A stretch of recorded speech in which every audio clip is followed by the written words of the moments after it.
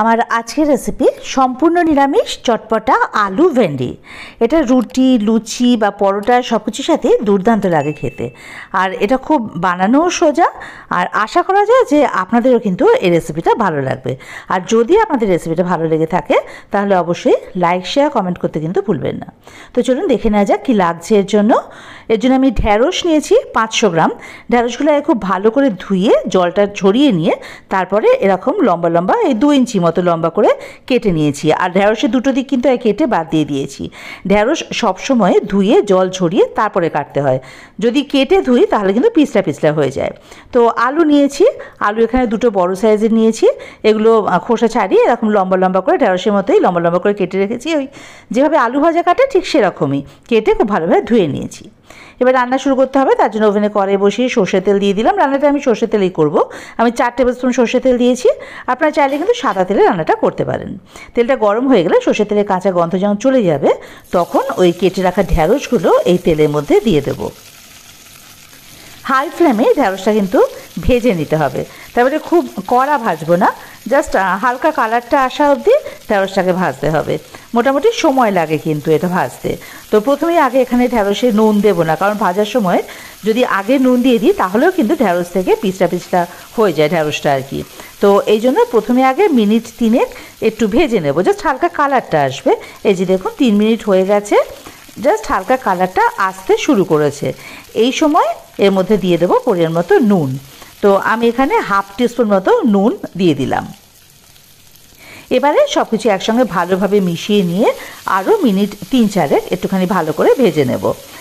Just ঢ্যাঁড়সের কাঁচা গন্ধটা চলে যাবে, একটা ভাজা ভাজা হালকা গন্ধ আসে ওই অবধি কিন্তু। এই যে দেখুন ঢ্যাঁড়সটা মোটামুটি ভাজা কিন্তু হয়ে এসছে। এই যে ঢ্যাঁড়স ভাজা কমপ্লিট। এতটা অবধি ঢ্যাঁড়সটা ভাজতে হবে, আর বেশি ভাজার প্রয়োজন নেই। এবারে এটাকে অন্য একটা পাত্রে তুলে রেখে দেব। এই দেখুন এবারে কড়াইয়ের মধ্যে আরও কিছুটা তেল দিয়ে দেবো, কারণ ঢ্যাঁড়স ভাজতেই সব তেল চলে গেছে। তো এর মধ্যে আমি আরও 2 টেবিল স্পুন মতো সর্ষের তেল দিয়ে দিলাম। সর্ষের তেলটা যখন গরম হয়ে যাবে তখন এর মধ্যে ফোড়ন দেবো, 5 ফোড়ন আর শুকনো লঙ্কা। আমি এখানে 1 টিস্পুন মতো 5 ফোড়ন দিয়েছি আর একটা শুকনো লঙ্কা দিয়েছি। লঙ্কাটা আমি একটু ছিঁড়ে তারপরে দিয়েছি। হালকা ভাজা ভাজা করে যখন ফোড়নের একটা মিষ্টি গন্ধ বেরোয় তখন এখানে আদা কুচি দিয়ে দিলাম আমি 1 টিস্পুন। আপনারা চাইলে গ্রেট করে দিতে পারেন আদা, তো আমি কিন্তু কুচিয়ে দিয়েছি। এবারে এর মধ্যে ওই যে আলুগুলো দিয়ে দেবো, আর আলুটা আদার সাথেই কিন্তু ভেজে নেবো এবারে হাই ফ্লেমেই। বেশিক্ষণ সময় লাগবে না, মিনিট 2 তার মধ্যে কিন্তু আলুটা ভাজা হয়ে যাবে। কোনো কিছুই কিন্তু আমরা খুব লাল করে ভাজবো না, আলু ওরকমই জাস্ট কালারটা ধরবে, ব্যাস ভাজা কমপ্লিট। এই যে দেখুন আলুটা কিন্তু ভাজা হয়ে গেছে, মিনিট 2 সময় লেগেছে আলুটা ভাজতে। এবারে এর মধ্যে আমি টমেটো কুচি দিয়ে দেবো। আমি এখানে 2টো মাঝারি সাইজের টমেটো নিয়েছি, এগুলো একটু ছোট ছোট করে কুচিয়ে রেখেছি আর কি। টমেটো বাটা কোনো কিছু কিন্তু বাটা আমি এখানে ব্যবহার করিনি। তো এবারে টমেটোটাকে আলুর সঙ্গে ভালোভাবে মিশিয়ে নিয়ে এর মধ্যে দিয়ে দেবো ধনে গুঁড়ো। ধনে গুঁড়ো আমি 1 টিস্পুন দিয়েছি, আর লঙ্কা গুঁড়ো দিয়েছি জাস্ট 1/4 টিস্পুন, আর রঙের জন্য কাশ্মীরি লঙ্কা গুঁড়ো দিয়েছি 1 টিস্পুন। আপনারা কিন্তু ঝাল নুন এগুলো নিজেদের স্বাদ অনুযায়ী দেবেন। আর যদি শুকনো লঙ্কা গুঁড়ো খেতে না চান সেক্ষেত্রে কাঁচা লঙ্কা কুচি করে দিতে পারেন। আর কাশ্মীরি লঙ্কাটাও আমি এটা জাস্ট রঙের জন্য দিয়েছি, দেখতে ভালো লাগবে। এবারে সব কিছু একসঙ্গে আবার খুব ভালোভাবে মিশিয়ে নিয়ে এর মধ্যে অল্প একটু জল দিয়ে দিয়ে কষিয়ে নেব। জাস্ট একদমই অল্প জল দেবো, মানে হাফ কাপ মতো জল দিয়ে ভালোভাবে নাড়াচাড়া করে মিশিয়ে নেব। আর এবারে এর মধ্যে দিয়ে দেবো নুন স্বাদ মতো। আমি এখানে 1 টিস্পুন নুন আর চিনি দিলাম 1 টিস্পুন। আপনারা কিন্তু ইচ্ছে করে চিনিটা স্কিপ করতে পারেন যদি চিনি খাওয়া বারণ থাকে, আর না হলে কিন্তু যদি বারণ না থাকে তাহলে কিন্তু অবশ্যই চিনিটা দেবেন, কারণ এটা একটু মিষ্টি মিষ্টি টক টক রান্নাটা হয় আর কি। তো সব কিছু এবার ভালোভাবে মিশিয়ে নিয়ে ঢাকা দিয়ে মিডিয়াম ফ্লেমে রেখে দেবো মিনিট 4। এটা কিন্তু খুব বেশি আলুটা সেদ্ধ করবো না, জাস্ট 80% মতো সেদ্ধ হবে আলুটা আর কি।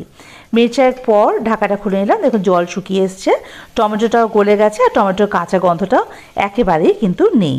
আর আলুটাও দেখুন মোটামুটি এই যে 80% মতো সেদ্ধ হয়ে গেছে, বাকিটুকু আবার ঢ্যাঁড়সের সাথে সেদ্ধ হয়ে যাবে।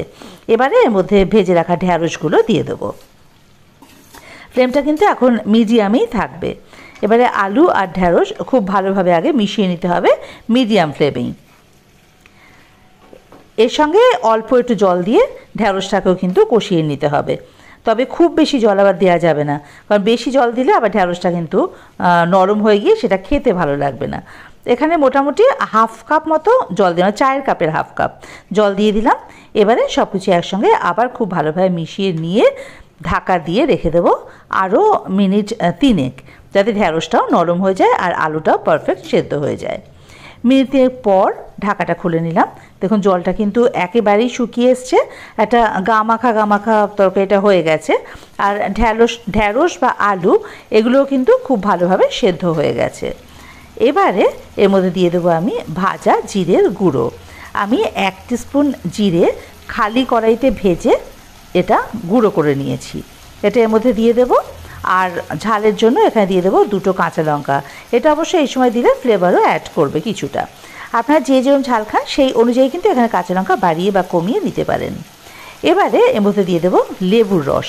আপনারা আমচুর পাউডার বা চাট মশলা দিতে পারেন, কিন্তু আমি সেসব দিইনি, আমি অর্ধেকটা লেবুর রস এখানে দিয়েছি। আর দিলাম ধনেপাতা কুচি বেশ কিছুটা পরিমাণে। ধনেপাতাটা কিন্তু এখানে ভীষণ ভালো লাগে, এই ফ্লেভারটাও আর টেস্টটাও কিন্তু খুব ভালো আসে। এবারে ফ্লেমটাকে হাই করে দিয়ে মিনিট খানেক সমস্ত কিছু একসঙ্গে খুব ভালোভাবে বেশ ভাজা ভাজা করে নেব। এটা কিন্তু এরকম শুকনোই হয়, খুব গ্রেভি এটা থাকে না। তবে আপনারা যদি একটু গ্রেভি রাখতে চান সেক্ষেত্রে জলটা অল্প একটু বেশি দেবেন, তাহলে গ্রেভি থাকবে আর কি। এবারে সব কিছু ভালোভাবে মিশিয়ে নিয়েছি। এবার ফ্লেমটাকে অফ করে ঢাকা দিয়ে স্ট্যান্ডিং টাইমে রেখে দেবো মিনিট 2। মিনিট 2 পর ঢাকাটা খুলে নেব। এই দেখুন ঢাকাটা খুলে নিয়েছি, আর পুরো রান্নাটা দেখুন এই যে এরকম গামাখা হবে।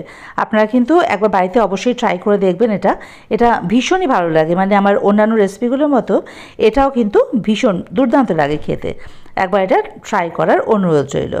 এবারে এটাকে সার্ভিং প্লেটে নামিয়ে দিতে হবে। আপনার বাড়িতে রান্না করে খেয়ে আমাকে কিন্তু জানাবেন যে আপনাদের কেমন লাগলো ঢ্যাঁড়সের এই রেসিপিটা।